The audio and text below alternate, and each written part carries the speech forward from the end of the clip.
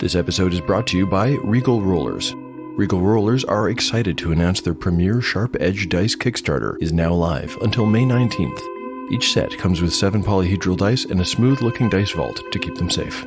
All Regal Rollers dice sets are designed with exotic inclusions and mist injection techniques to capture an overarching idea, whether that is the might of the sea in the Riptide set or cosmic wonder in the Velvet Nebula set. Plus, their stretch goals will enable the purchase of standalone D20s or pairs of D6s, D8s, D10s, and D12s. So if you just can't decide on which set you want, Regal Rollers have got you covered. Be sure to check out Regal Rollers Kickstarter using the link in the show notes before it ends on May 19th.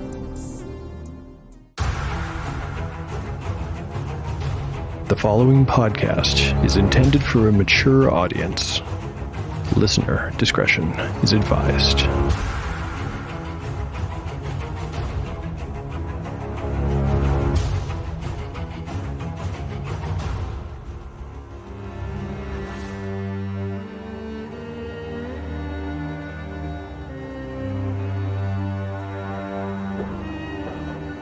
Welcome back to Tale of the Manticore. Like the creature from which it takes its name, Tale of the Manticore is a mashup, a crossbreeding between 2 different species of storytelling. Here you will find the unpredictability of old-school paper and dice games with the storycraft of a dark fantasy novel. No character is sacred, and no character will be spared if the dice decide their fate is at hand. The dice determine all. According to lore, the tail of a manticore is barbed with cruel iron spikes. There will be much pain in the days ahead.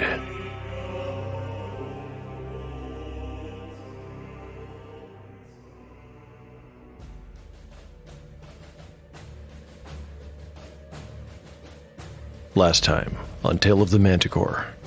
Chapter 72 begins with a big problem for the PCs. They have come all the way up through the interior of the mountain, braving dangers ranging from the gigantic to the extraplanar. Then, at the final moment, they find their path blocked. Choices are few. They can risk the trapped floor once again and try to go all the way back down to the start, or they can use their ingenuity to figure out some kind of creative solution. While Harl goes off to test the magic mouth and see if he can find a way past the trap, the others set their minds to the task. They come up with a possible solution, but executing the plan is no easy feat. Through teamwork, they prevail. The party does manage to find a new way out. Here's how they do it. Harl learns that the trapdoor only triggers for non-dwarves, and so he and Daz are free to travel back and forth between the Mushroom Cavern and the Forge, where they collect a number of iron hooks and hundreds of feet of chain. In addition, they use the Forge to smith certain necessary items. When they return, Umura levitates to the vent in the ceiling and connects all the hooks to the iron bars blocking the way. Now they need something powerful enough to yank it all free. Harl and Daz aren't strong enough to do it, but the waterfall is. They collect all the chain ends together and attach them to a giant hook. This is tossed at the water wheel, and when it catches hold, the barrier is ripped free of the vent, bringing hundreds of pounds of iron crashing to the cavern floor. With the barrier taken care of, the next job is to get everyone to the top. The ceiling is 200 feet above them, so Umura levitates to the opening once again and drives a metal spike into the stone. When that's secure, she hangs a special chain with spaced rings from it. This allows everyone to climb up. By the end of Chapter 72, the whole party is gathered together in the vent, ready to find a way to the mountain's exterior and a new pathway to the summit.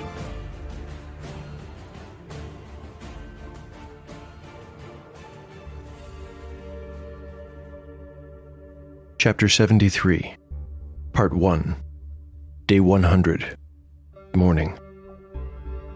Party status. Harl, 37 of 39 hit points. Gyrios, 30 of 37. Eridine, 17 of 20. Umura, 18 of 25. Daz, 14 of 17. Spells available. Umura has memorized Light, Shield, Knock, and Lightning Bolt ×2. Gyrios has prayed for Bless, Resist Fire, Striking, and Cure Serious Wounds.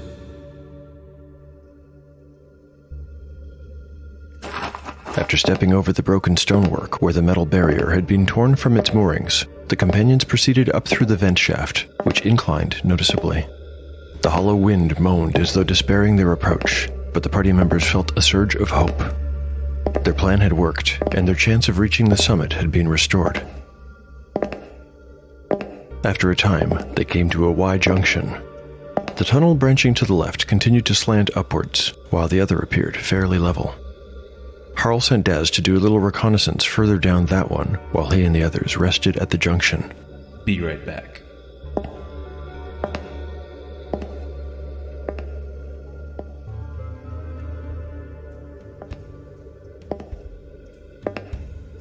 Daz returned after just a few short minutes and seated himself on the floor beside Harl. It stays level for a while and then descends to another set of bars. I'm pretty sure this one leads back into the mountain. Maybe to the forge. Makes sense. That means this other path must go to the outside, said Harl. Let's rest here another 10 minutes, and then go find out. I wish we had brought some climbing gear, sighed Daz. The way will be dangerous on the outside. We'll need to be careful with our footing. Climbing the mountain was never the plan, Daz. We'll just have to find a way to the top. I don't think we're too far from the summit. Harl closed his eyes and laid the back of his head against the shaft wall. He looked like he was sleeping, but Gyrios knew he was awake. Harl never looked this peaceful when he slept nowadays.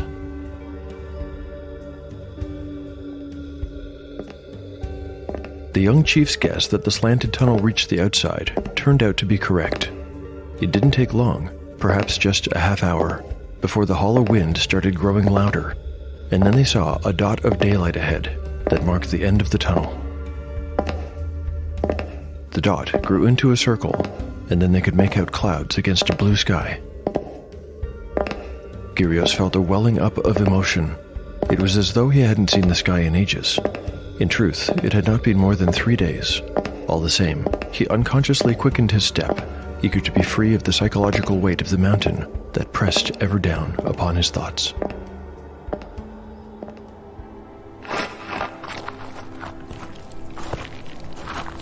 The companions entered into daylight like animals from a warren. They had to squint, despite the fact that the sun was not visible on this side of the mountain. This must be the west side, observed Gyrios, blinking. If we rest here, we should see the sun overhead before long. No resting outside, declared Harl. If we must stop, we'll have to go back inside the vent. It's too dangerous to remain out here any longer than is necessary. We are extremely exposed, practically defenseless. The others could not argue with this. They were not on flat land, far from it. It would take their full concentration just to keep their footing here. If anything were to attack them, they would be slow and unsteady targets. That does not look very inviting, said Daz. He nodded up towards the summit. Although the crowning ruins of the Aegogen were visible from here, it was a little hard to make out details. There was no path from their ventilation shaft aperture to the top, just a mixture of jagged rocky spikes and sheer vertical drops. No, not very inviting, echoed Harl. We'll have to cut straight across. Maybe even go down a little before we can find a path to the top. Eventually we'll find something, although the main road will be best avoided, and not just because it's on the other side of the mountain. He scratched his beard pensively. Well, let us look on the bright side. At least there's no dragon in sight. Eridine put a hand on Harl's shoulder and pointed laterally across the mountainous terrain. Harl squinted and, after a moment, saw what she was indicating, a faint line that scribbled and zigzagged all the way down from the summit. Sometimes the line went straight, but mostly it twisted, folded, and corrugated. Harl knew what he was looking at instantly. This was the path that ran from the Aegogen to its shrine to Gruenmog. Every hold had something similar. Dwervar had one that was little more than a goat path, whereas Thangar's was a proper road. Good eye, Eridine, he said, impressed by the woman's keen vision. If we can reach it, it'll take us all the way to the top. It's our best chance. Better by far than taking the main road. But the dragon could still see us, whether small path or wide road. There's no help for that, Umora. If we are spotted, we are spotted. And if that happens, we'll probably all be killed before we reach the top. We have to take our chances. Mazagar will help us to remain unseen. I will pray for his protection, intoned Gyrios. Prayers are good, to be sure. But you might want to throw your cloak over that silver shield of yours just in case, if it catches the sunlight. Good point, agreed the cleric, and he prudently swept his brown travel cloak over his shield. Tell me, he continued, how far do you think it is from here to the path? Harl tried to calculate the distance. 100 yards, give or take. We're lucky to have emerged so close to the path, then, offered Gyrios. It's not luck, my friend. The path leads to the shrine, and the shrine shares the ventilation system with the rest of the interior. I would wager that the barred vent shaft Daz found leads not to the forge, as we first thought, but to the shrine itself. Or, possibly, it splits again and services both.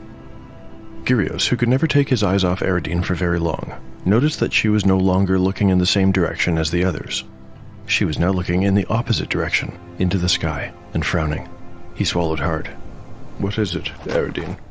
She didn't need to answer, for at that moment something broke through the distant clouds and winged through the air towards them. Gyrios paled. Mazagar's mercy. Don't tell me the dragon has already found us. It seemed as though the worst had, in fact, occurred, for the creature speeding their way was a bat-winged and reptilian thing from a nightmare. Umura had never actually seen this type of creature before, but she had seen pictures of them. Dozens of pictures, in fact. She used to have a wood-printed illustration of one in her own spellbook.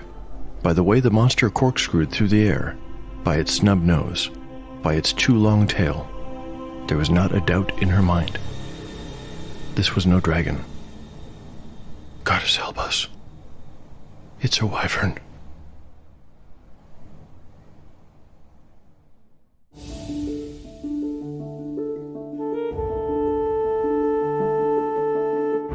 Oh, this sounds brutal. I like this podcast. Oh, hello. My name is Pira. I come from the Emberclaw Pride, which is in the realm of Talia. I have to travel around with a group called the D&D Apocalypse Tour. We were chosen by the gods to sort out everything that's wrong with the realm. The group consists of an awkward Medusa named Minove, who likes to blow things up. We've got a very annoying evil cat who I hate, whose name is Salem, and a rather strange turtle named Thal, who has these very weird prophetic powers. And I can set myself on fire when I get very angry. So if you want to listen to our shenanigans, look for us, the D&D Apocalypse Tour, wherever you get your podcasts.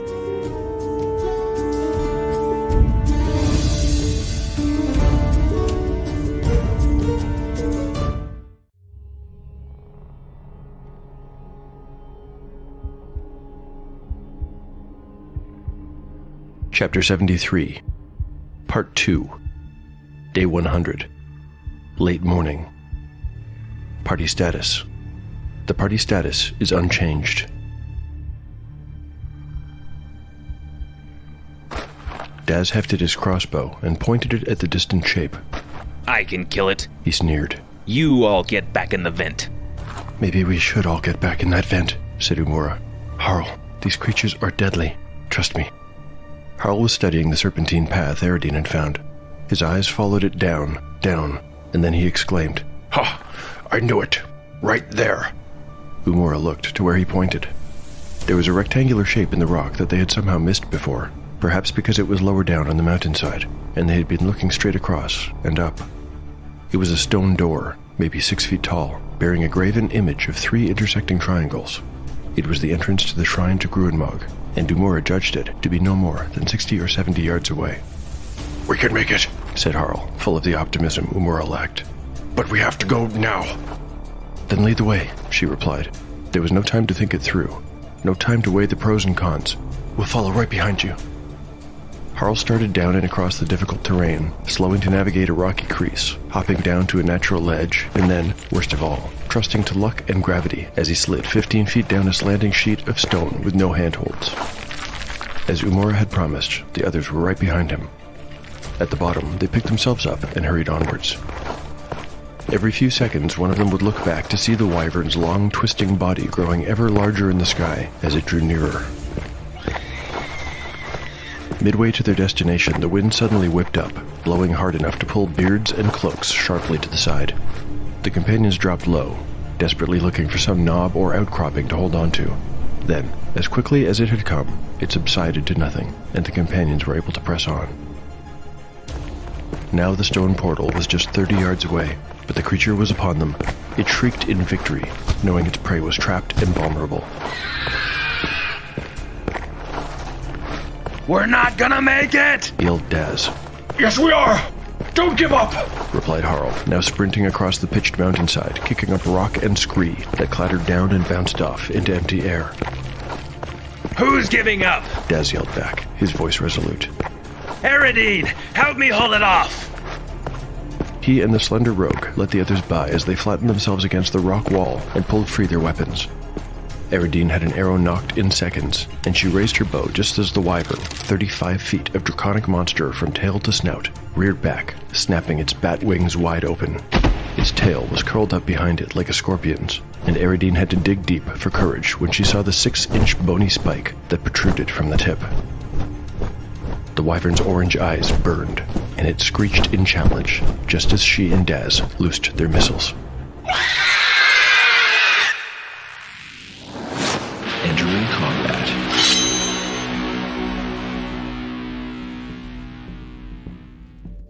A wyvern is a creature that I imagine as 3 parts dragon, 2 parts bat, and 1 part scorpion. It's a mottled brownish-gray in color and has glowing eyes of hellfire orange. It can deliver a powerful bite, but the real danger in facing a wyvern comes from its tail stinger, which contains a deadly save-or-die poison. As a DM, I'm very careful about introducing save-or-die situations. That's because as a player, I can tell you that I am plenty nervous about this one. The upcoming battle will not be typical, in that it is really only going to be between the archers and the wyvern. Their risk will allow the other 3 party members to reach safety. Umura will remain with the archers for 1 round only before she dashes into the protection of the shrine and joins Kyrios and Harl. Here are the stats we need for the wyvern. It has an impressive armor class of 3, and its 7 hit dice will give it 34 hit points. That's well above half, so no need to adjust that number. Wyverns get 2 attacks per round and, being described as extremely aggressive, have a morale score of 9. The party's goal here is not to kill it, but to hold it off long enough to get everyone into the shrine. Let's begin. Round 1. Initiative. I'm granting the initiative to the party this round, as they're beginning combat with weapons raised and already taking aim. Daz fires his crossbow. After its bonus, he needs an 11 to hit. A 9. His quarrel strikes empty air as an errant gust of wind pulls it to the left. Eridine releases her arrow. She needs a 13. A 19. That's our girl. Her arrow strikes the creature for 2 points of damage as it punctures a wing. Umura is up next. She casts her spell of Light directly at the wyvern's glowing eyes. The monster will need to roll a 14 or better to save. Here's the roll. A 1. The creature is blinded and blares out a high-pitched roar of frustration. Now it flings itself blindly at the companions. I'll roll at random to see who is attacked. It's Daz. With the -4 penalty for blindness and Daz's exceptional AC, this might actually be the best-case scenario. The wyvern will need a 15 to hit him. First comes the biting attack. An 11 misses. The creature cannot even find its target. Now the tail stinger whips out. A 4. It smashes into the space between Daz and Eridine, leaving a diagonal line of ooze on the rock wall. Meanwhile, a short distance away, Harl and Gyrios have gotten the stone door to the shrine open and are heading inside. It's open! Let's go! Round 2. The party. A 3. The wyvern. A 6. The wyvern is in a frenzy. It's flapping its wings, snapping at the air with its teeth, and relentlessly thrashing its tail back and forth. Its eyes blaze pure white from the effect of Umura's spell. Umura will disengage this round, but since the party lost the initiative, she's still vulnerable until after the wyvern's attack. Rolling to see who will be the target. A 3 on a d6. It's Eridine. With the wyvern's new penalty, it will need a 12 to hit the rogue's AC of 5. Here comes the bite. A 14 hits. This bite causes 2 to 16 points of damage. Rolling 2d8. Ouch. 11 points. The creature's maw locks on her left arm, almost wrenching the bow from her hand. She feels the impact, and then wetness as the weirdly reptilian and bat-like face pulls away from her, leaving 2 gaping holes in her arm. Eridine is down to 6 hit points, and she is in real trouble. That was bad, but what is to come could be worse. The stinger harpoons forward, trying to strike in the same place. Again, a 12 will hit. Oh, I rolled a 5. Lucky. Eridine jags to the side as the spike-tipped tail punches the air where she had just been. Round 3. Harl again calls for them to come now that the door is open. Hurry up! Eridine! Daz! Get out of there! Having bought the necessary time, there is no reason to linger in harm's way a moment longer. Even Daz does not want to continue this fight. They'll try to disengage from combat and make for the safety of the shrine. I'll allow them to get away clean if they win the initiative roll. Here goes. The party. A 2. The Wyvern. A 5. Not even close. The Wyvern has keen hearing and senses their displacement. It will get 1 free attack round on either Eridine or Daz. A 1 on the die means it's Eridine again, and that is bad, bad news. The bite hits on a 12 or better. Here goes nothing. A 2. Eridine drops into a roll, coming up running and avoids a second bite. Now for the deadly stinger. With just 6 hit points remaining, she is in real peril. The roll. A 19. Oh no. Before Eridine can lunge for the safety of the doorway, she is struck between the shoulder blades. Her back arches and her chest pushes outward as the bony stinger penetrates her flesh. She takes 4 points of damage and must make a save versus poison.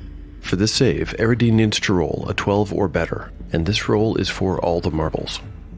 Here we go. Oh my god. I've rolled a 1.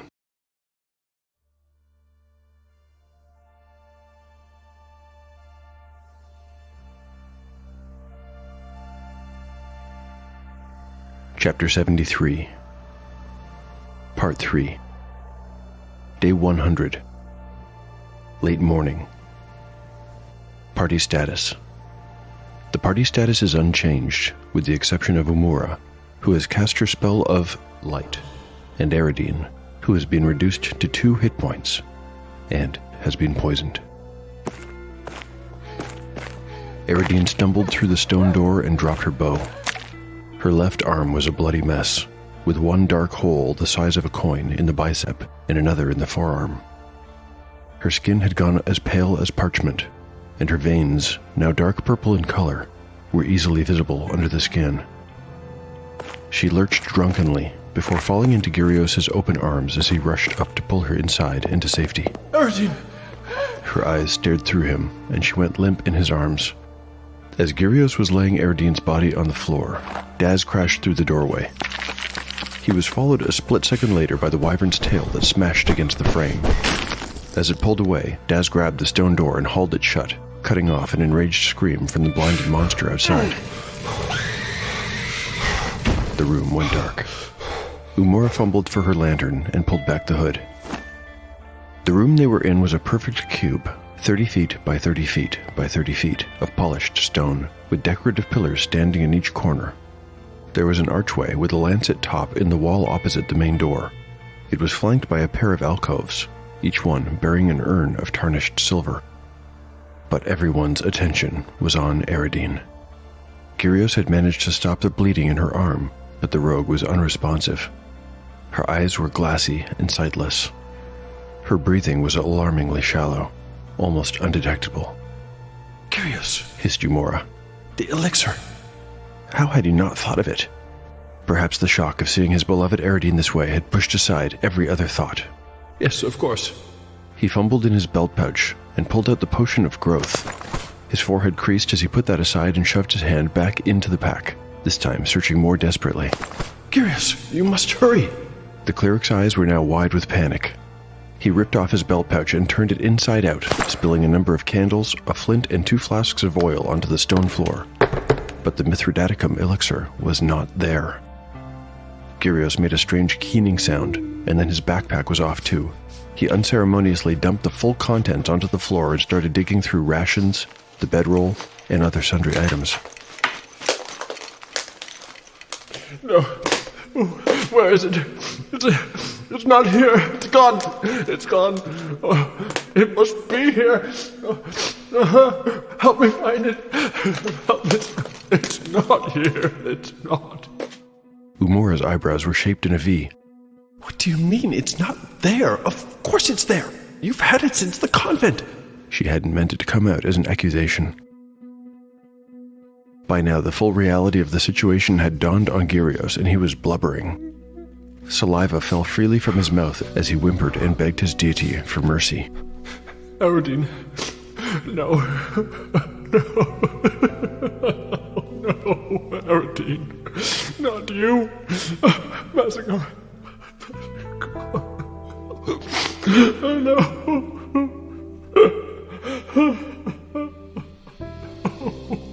Aradine. My Aradine. Umura was going through the pile of Gyrios' belongings on the floor, as was Harl. Daz just watched, with a glazed expression on his face. Is she going to make it? He managed after a moment, but his question went unanswered. It really is gone, Cried Umura. How is this possible? Because Umura was Umura, she could not help but add, How could you lose such a thing, Gyrios? As soon as the words left her lips, she regretted saying them. Oh, I didn't mean that. Gyrios, it's not your fault. But Gyrios barely heard her. He was in his own little world of agonizing loss, sitting on the floor, with the rogue lifted onto his lap, where he bent over her, kissing her face and sobbing. Nothing existed for him other than this woman as her life force diminished. He unselfconsciously cried and moaned as the light in his beloved Aridine's eyes went out, and she died in his arms.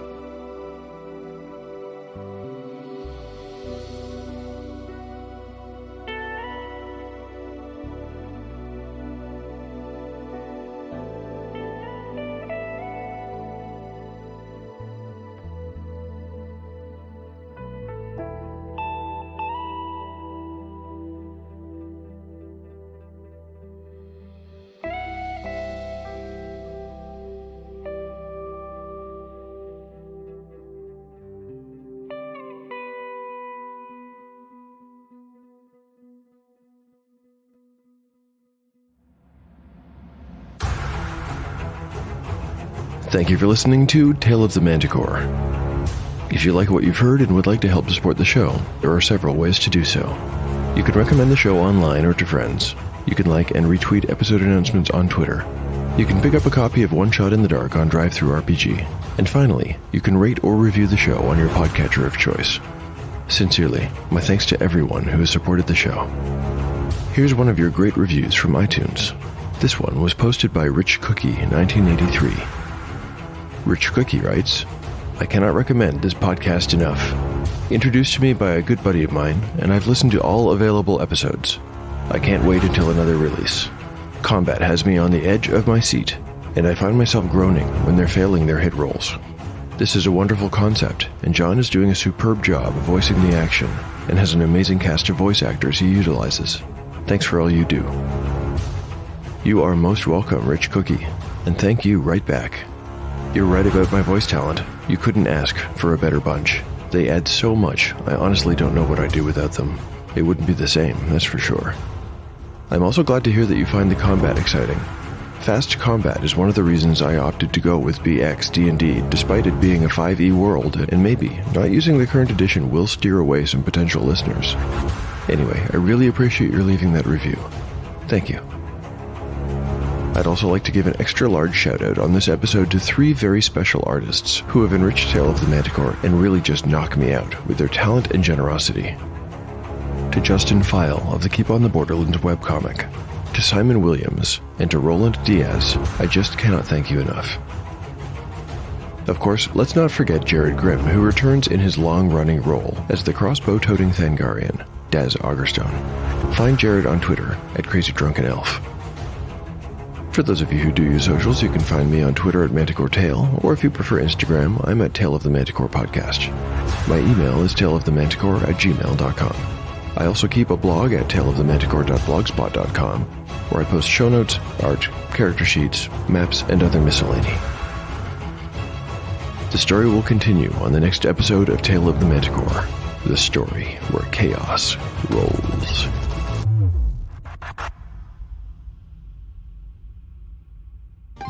Roll and Tell is an actual play podcast with 2 players and no game master. A podcast where the adventure isn't prepared in advance, but created as you listen. Every character. I'm gonna get a quirk for them as well.